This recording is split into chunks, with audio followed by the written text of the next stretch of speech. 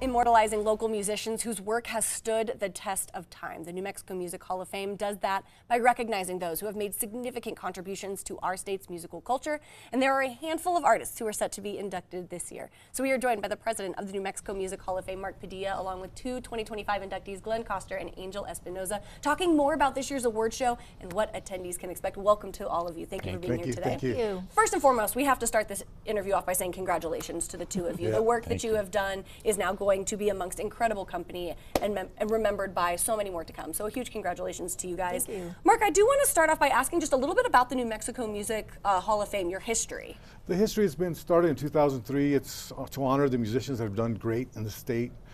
We have always had great musicians in New Mexico. Now they get to get honored. And I think that that's a beautiful thing, right? When we think about New Mexico's culture, there's food, there's history, there's music, right? And so having a space where they can be honored for years and years and years to come is a fantastic thing. I want to turn to you guys now, kind of direct this interview to you. Angel, starting with you, can you tell me a little bit about your journey with music and where it's taken you? Absolutely. I started off singing, in the kitchen, around the kitchen table. My grandfather taught me my first song, which was La Cucaracha. Love it, I love it. And I sang it to my first grade class. I used to be the entertainer of the class. And then, of course, sang in school choir, talent shows, all of that.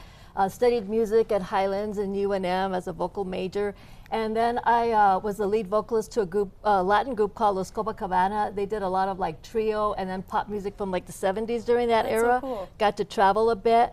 Then traveled around the country with my own group, ended up in Las Vegas, Nevada, on the stages in the lounges back when lounge acts were like a cool thing. Yeah. And so that was a lot of fun, open for people like Tiny Tim, Tiptoe Through the Tulips. I don't know if you even know who that is. He was a great guy, by the way. And then came back to New Mexico, and then I started recording, writing songs about my culture in New Mexico, like a song called When Grandma Was a Girl, 'cause she used to play violin when she was a young girl. And she used to play with her brother at local dances before they had amplification and all that. They'd actually go out in horse and carts back then.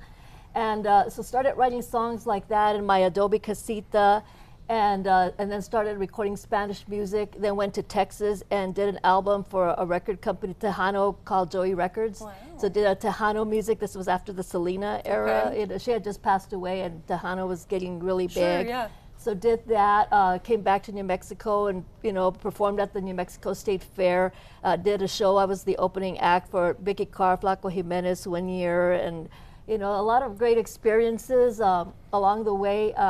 Got to meet Juan Gabriel, who is considered like the Elvis Presley of Mexico. And he was a wonderful man, and we became really good friends. He had a ranch near Espanola where I lived. That's great. And around that time, my son was born, who also loved music as a child, and I think for being around the band, he actually became a member of the band at a very young age. We recognized he had talent for the drums. Oh, cool. And then the guitar and singing. He eventually became a mariachi.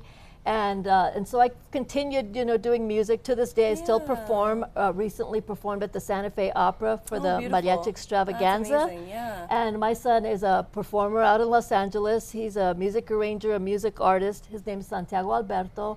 And he's also the assistant musical director for the Mariachi Rams, which is the first official mariachi of an NFL team, in the United States. So a very storied career here for you. Glenn, talk to me about your journey. I grew up in Oregon, and there was music in my house. My older brother and my dad were both playing, and so I started playing saxophone young at age 6. Wow. And then went to music school in Texas after high school, and then was on the road for a few years, and relocated to Chicago, and then moved here to New Mexico in 1995, 30 years ago, to take the teaching position at UNM. Okay. So music just both in your lives from a very early age. What does it mean, and we're winding down on time here, but what does it mean to be inducted into the New Mexico Music Hall of Fame?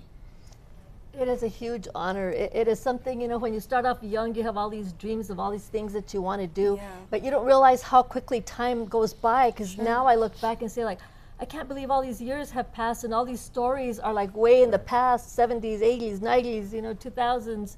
And then to be recognized by this wonderful organization, wow, I've actually been doing this my whole life, and it's been quite a few number of years when you add it up, and it is such an honor, to know that there is an organization where you will be inducted, where people will see your name someday on a plaque and you know, Yeah. listen to your music and say, this person once did this. you People know. will learn about you for years to come. What does it mean for you?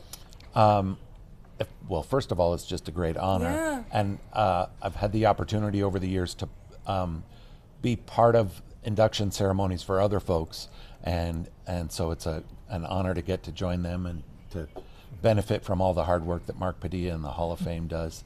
And one of my favorite things about living here in Albuquerque and New Mexico is just how open and friendly the music community is. Yeah. Yep. And so getting to have a music community that recognizes its own Absolutely. in a Hall of Fame kind of thing is really cool. You've supported others. It's now your turn to be the center of attention. Congratulations to the both of you. Mark, really quick, a website. nmmhof.org. Fantastic. Guys, go look up that website. All the inductees will be there. You'll be here next week. We'll chat with you That's again. right. Don't go anywhere, guys. We'll be right back.